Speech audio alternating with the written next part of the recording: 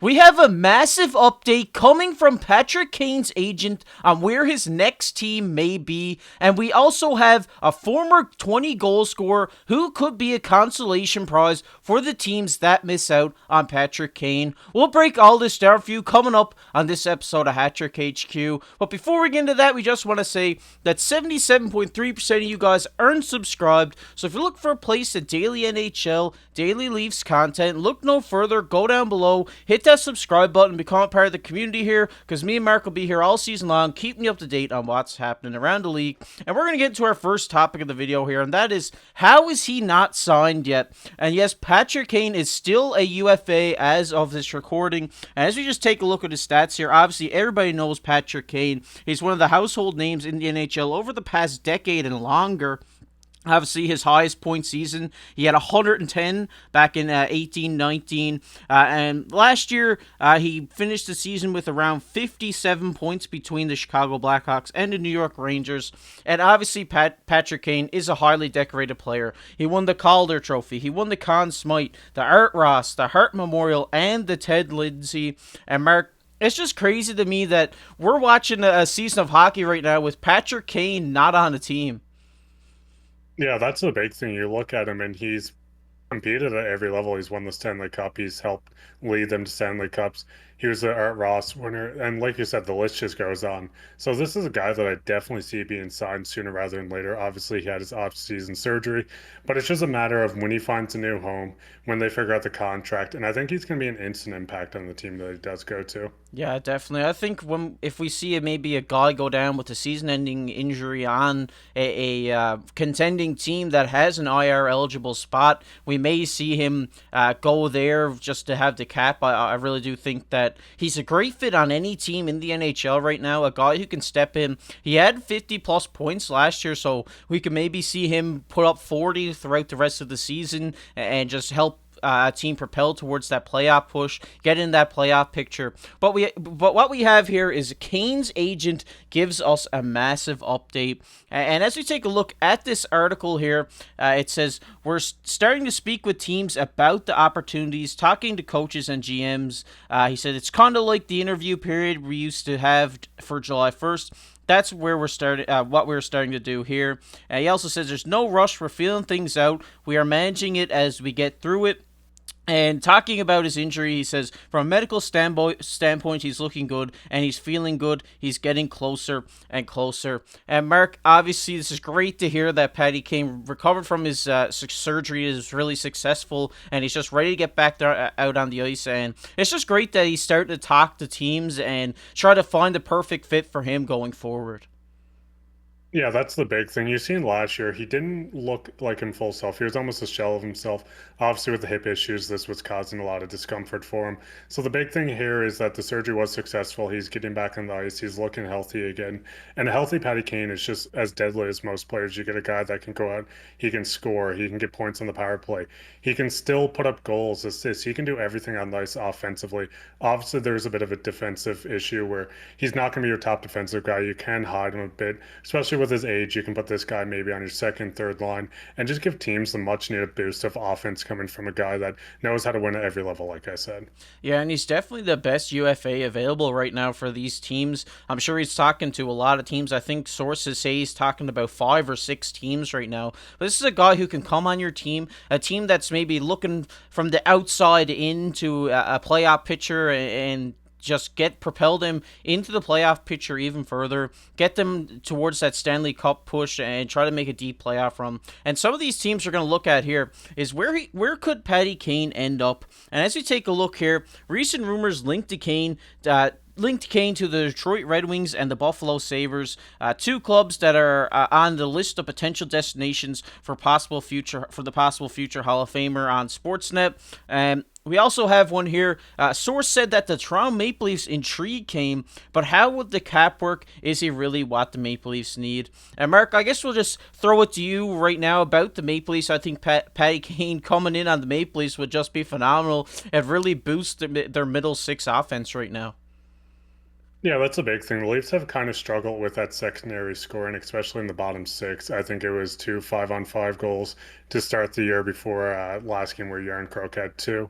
But the big thing with this is you bring Kane and he brings instant offense. This is a guy you could slot in maybe with Tavares and Nylander. He's going to put up points. He's going to keep the pace up and not drag that line down. You still have a defensive guy like Tavares, and Nylander has stepped up on defense. This is another thing where maybe if you wanted to move Yarn Croak up, drop Bertuzzi down a bit, or try to figure out this whole situation. Kane would fit in next to a guy like Domi, and you could put someone else on that line as well. But the big thing with Kane is he would add so much to the second power play. Like I said, he would add to the bottom six in scoring, but he also brings in that mindset of winning championships. He's done it twice. He knows what it takes. He's went far with Chicago multiple seasons, not only in the 2 years that they won. So this is a leader you could add to the locker room, add the much needed scoring in the bottom six. But the big problem is figuring out who goes out because you have a situation now where Bertuzzi plays second line center. You have a guy like Aaron Crook playing the third line right, or sorry, Bertuzzi playing left wing, Aaron Crook playing the third line right wing. So you'd almost have to figure out a way of maybe putting Bertuzzi down into the third. Yarn Croak on the fourth would almost be redundant to me. I think he's played great on this third. And then you have to think about cap space. Maybe a guy like Jake McCabe goes out. If you're kind of fine with playing a guy like Legason until people come back. You have a guy like Timmins that can fill in as well, and a guy like Giordano as well that could fill into that bottom pairing. So it kind of comes into the fit of how do you fit him under this cap, and who do you move out of this lineup to get him into the bottom six. Yeah, like you said, obviously Patrick Kane's a great leader. He has that Stanley Cup winning experience. It's just a great guy to add to this dressing room to kind of show these guys what it's like to win and how to win. A guy who obviously, like we seen earlier, is a highly decorated player. But in my eyes, I think you kind of need to move on, maybe from a guy like Calle Yarncroke in this situation. Maybe you move him, try to get some cap room to bring Patrick Kane in. But it's really interesting to see because I think Yarncroke is playing really well right now, so you wouldn't really want to move him since that third line just started getting going the other night. But a team that really interests me here, Mark, is the Detroit Red Wings. I really do think that adding Patrick Kane to this team will be a powerhouse. They got one of the best players in the league right now in DeBrincat, who's been going off to start the season, and the guys like Lucas Raymond, Mo Saunders, a lot of young stars. They're a team that's really surprising a lot of people to start this season. If you add a veteran like Patty Kane into that locker room and put him out on the ice, maybe on that second, maybe third line for Detroit, I really think would help them shoot up the leaderboard and get into that playoff picture and really get them in the hunt for another cup. Yeah, we've seen Larkin and DeBrincat look almost insane this year. They've been outstanding together. This is a line you could probably toss in Patty Kane as well. He'd keep up with the speed of Larkin and DeBrincat. We know DeBrincat and Kane have formerly played together. They enjoyed playing together. And I know a lot of rumors are saying the reason why Patty Kane is almost looking at this team of a possible destination is because of DeBrincat. And he's the type of guy you could even slot into, like you said, your second or third with a guy like Lucas Raymond, Cop. There's so many options for Kane to kind of fit him into this lineup. It's a young team looking to make that big push to finally get back into the playoffs, if that's a wild card spot or just into the playoffs in general.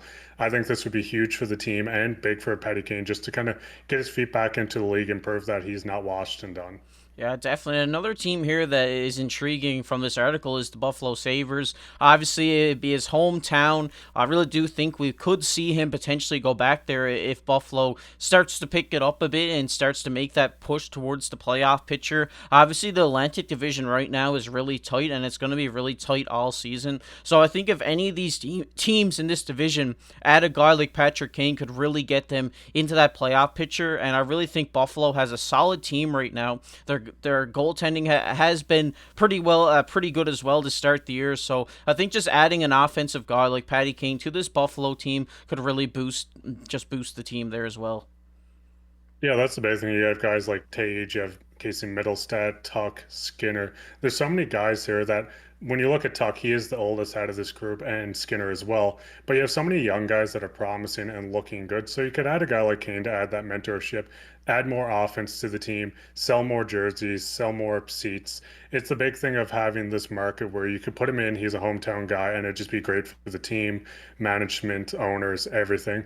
And I know there's a couple of rumors going around that a team like maybe Vegas could look at him. We've seen Kessel go into Vegas. He didn't get a lot of playoff time, but he was a guy that was on the run with them from from almost the beginning. And I think Kane would slide in perfectly with maybe a team like Vegas. You have teams like Boston. And a dark horse I'd look at as well is maybe the Edmonton Oilers, where they're struggling a bit, and adding a guy like Kane to add more offense, firepower, and just get the boys motivated. I think this is a team to watch out for as well. Yeah, it's definitely going to be interesting to see what happens here over the next couple of weeks to a month, because I really do think that he'll be signed very soon. So it'll be interesting to see where he goes. But to the teams who lose out on Patty Kane, there is a player, Andreas Johnsson, who could be a consolation prize. And as we take a look here, Johnsson was placed on waivers for the purpose of terminating his contract. But as we take a look at his stats here, this guy's 28 years old, former 20 goal scorer with the Leafs. His career high was with the Leafs as well, 43 points.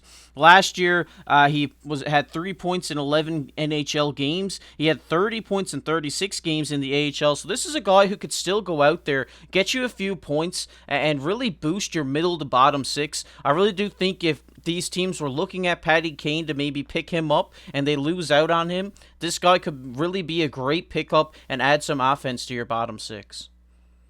The big thing with this too is Pittsburgh had him. I think he played one preseason game of the AHL. He didn't make the team at a camp. Obviously, there's a situation going on now where he's not going to make the team. Pittsburgh felt like it was better if he was on the free market and wasn't a part of the team.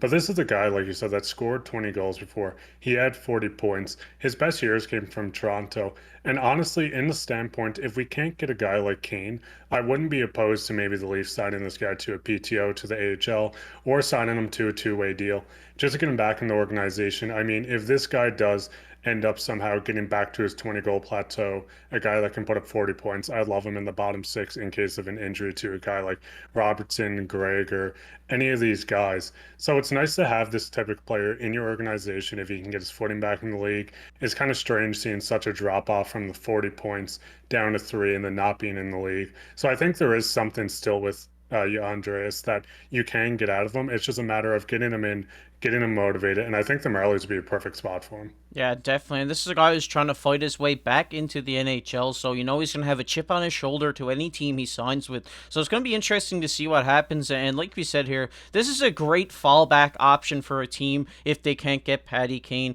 a guy who can go out there and put up 40 points. We've seen it before. Maybe he can do it again. He's only 28 years old. He's in the prime of his career right now. So maybe we could see him pick it up and maybe put him, maybe 20 to 30 points on a team for the rest of the season. And this is a guy, like we said, like Patty Kane, who can boost your offense going into the playoffs. But we're going to get into everybody's favorite topic here on the channel, and that is comment of the day. And the comment of the day today goes to Slee Stack. He says, great show, boys. Shout out to you, Slee Stack. Thanks for watching. We always see your comments down there in the comment section below, along with all you guys. We go through every comment. We read them all. We appreciate seeing all your guys' support on these videos. And if you enjoyed this video, make sure to go down below, hit that like button, hit that subscribe button. We just hit 1,700 subscribers today, so thank you guys so much for getting us to this goal. We're trying to hit 2,000, so only 300 more to go, but we just want to thank you guys for all the love and support ever since we started this channel.